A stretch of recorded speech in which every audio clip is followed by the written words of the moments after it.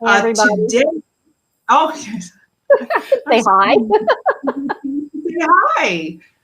Um, so today we thought we'd do a little different format, and we're going to talk about, like, what I get is a lot of times there when we get into bad relationships, high conflict, contentious kind of relationships, it's not like it was just sort of the luck of the draw. It's not by chance. Truly, there are certain things that were running in the background before we even entered into a relationship with someone, and the more we work on discovering that, the more that we can actually transcend that and then stop attracting that kind of dynamic in the future. So, Caroline, you and I have been working on creating our story of the things that really, brought us healing, and in certain moments that really made a difference in our relationship with our children, and then in our mates and stuff like that. So, Caroline, I'd like you to share a little bit of your story. Okay, and totally honest, I'm a little nervous because it's a deep part of my story. And if I start crying, I guess that's a good thing. It helps others to see how deep it is or whatever. But okay, so here we go. Well, before you start, that's a good point. We spend our lives, we go through life day after day, being completely, like, putting our protection up. And I like to say our bubble wrap or something like that that protects us from the hurts of the world and stuff like that. So we're not really being necessarily vulnerable or authentic. And even though sometimes we've learned that vulnerability gets us hurt, it's vulnerability that also brings us healing. Yes, And when agreed. we're vulnerable to the people who are out here with our, who are watching, it gives them permission to be vulnerable. Yeah. Okay. On that Right? note, yeah. Okay. So I'm sitting next to my mother, who I haven't seen or spoken to for 11 years, as she's laying in her hospice bed. I'm still completely scared of her because my memory of her as a child was of her looming over me, although she stands only 5'3". My heart is pounding, my breath is fast and shallow, and my fists are clenched. And then I look at my mother and I freeze. I had no idea what was about to unfold. I made the decision in the moment to use a tool I had learned about using unconditional love. I had no idea what would happen as I stared into her eyes with unconditional love, continually telling myself I could love this woman. I didn't know how to love her because she never knew how to love me. But I will try. "What are you doing?" my mother said. Her chaplain, who was sitting there with us for support, said, "She's loving you." I'm looking at my mother, and I can see the little girl who was traumatized as a child and did the best she knew how as a mother. I forgive her. I was slowly letting go of the fear as I was beginning to really see her. And what came to mind was to start singing the song I used to sing to my daughter because I just wanted her to have some peace. You are my sunshine, my only sunshine. You make me happy when skies are gray. After singing to her, I laid down next to her and held her. I felt my heart open and allowed myself to see her for who she really was and how much I actually did care about her. Nothing else seemed to matter. When the visit was coming to an end, I sat up and got in a chair. And as we looked at each other in that moment, I began to think about how amazing that visit turned out to be. But I wasn't prepared for what was about to happen next. I was getting ready to leave to catch my plane, and a single tear rolled down my right cheek. My mother reached up and wiped the tear away. It felt like time had stopped, and it blew me away because she had never done that before. After leaving hospice, I felt my heart soften, and there seemed to be an unfolding happening. Something shifted inside of me because of how I dealt with my mother. Inside of that, I began the process of forgiving myself. That visit made it available to me to start seeing the patterns that had been repeating themselves in my family. I decided no more.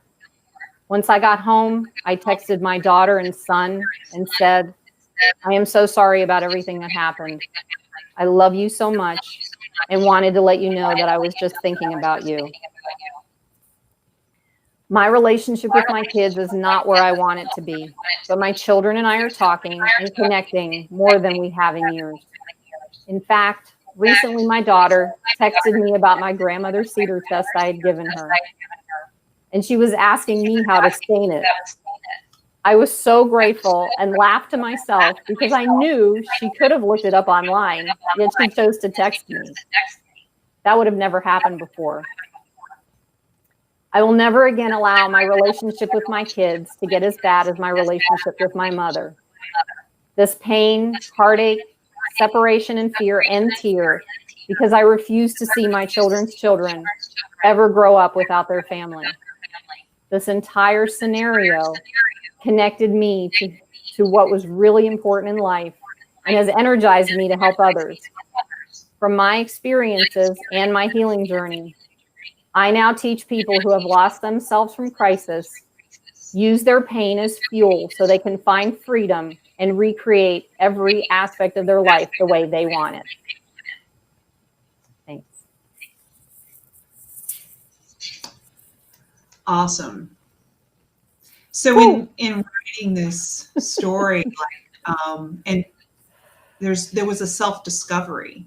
Mm-hmm. There was a discovery in that, like what in writing, just like what miracles came from creating that story and also getting represenced to it and its impact on your relationship with your children.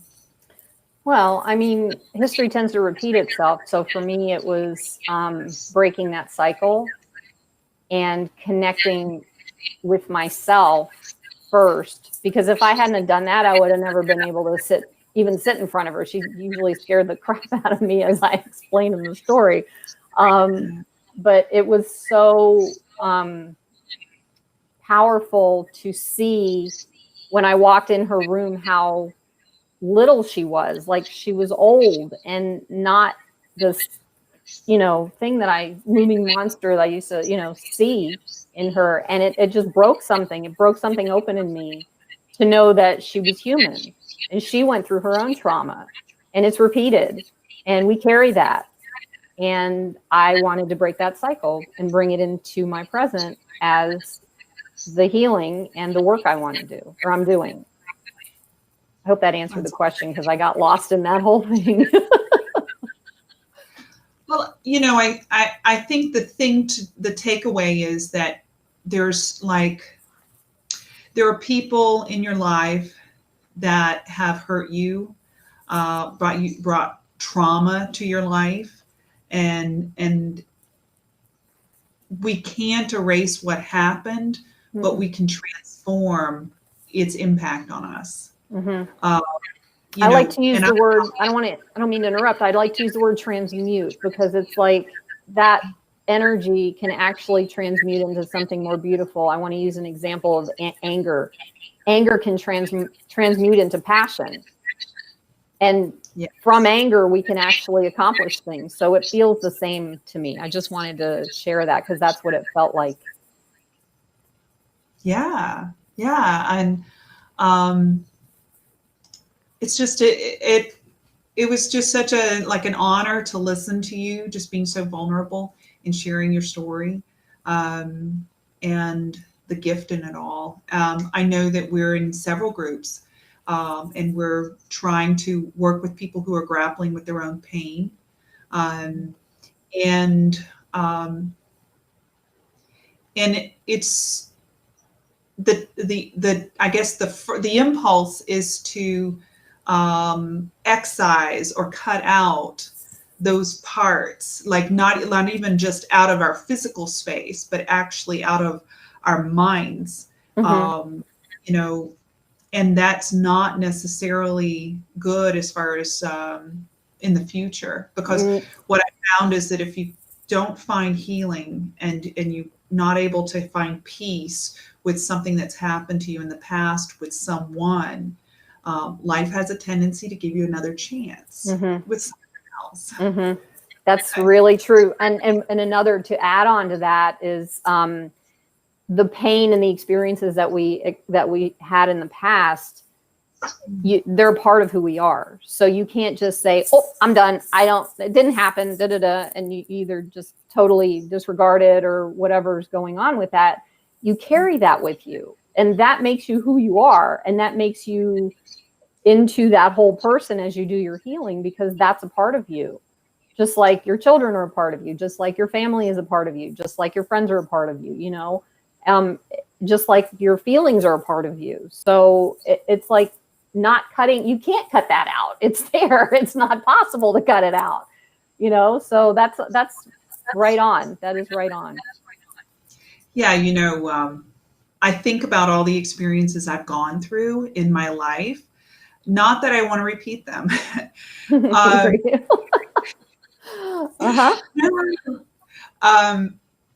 yet I have to say thank you. Thank you for the opportunity to, because it gives you the opportunity to grow and to heal.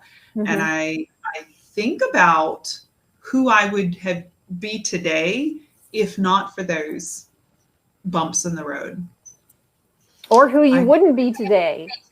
If you hadn't had those bumps in the road, if we hadn't had those bumps in the road, you said this a while ago and I stick with this, we wouldn't be advocates because we didn't plan as little children to be advocates when we grew up. And I love that. I think that's so cool. But we want to help other people. And most people have that want or desire or whatever. So yeah, I think that's really cool.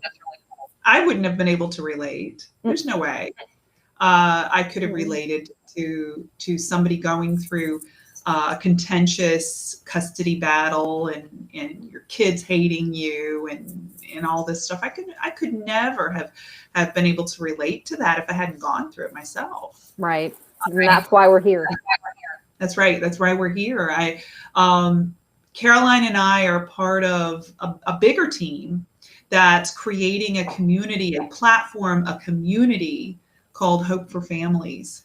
And our mission is to bring unity, like really keep the sacred unity of the family bond. And that, just know that that's what we're up to. Like we're hoping to roll it out, like a beta test and bring people into the community to try to work out the kinks. And it's going to be fun. It's going to probably have some bumpiness along the way, but in the end, those who are a contribution can actually help us to make our community stronger, because we've been doing this. We've been doing Facebook Lives for quite a few years. And of course, we've both been in the work for, over 20 years. And I think that the thing that we've discovered is unity, bringing all of these voices together makes us stronger. And I think that we've realized that as much as it's important to get information out to people who are desperately needing it, it's more important to bring people into community so that they can support each other. Yeah, my favorite: love, healing, change, support. Yes. Yeah. All right. I think we're done. Okay. That was a big step, Danica, just saying. Yeah. Oh my goodness, I'm so proud of you. So proud of you. Mhm. It's called, there are very few times in life that we're able to be vulnerable and in a safe space of being vulnerable. And I know I can do that with you. I have to say that. So thank you. Yes, that's right. All right. I think that's all for today. Thank you so much for joining us and watching us on Cousin Matters Live. Thank We you. will, I think next week's maybe my turn to be vulnerable. I think that's an excellent idea. All right. All right. Take care. We will see you again next week.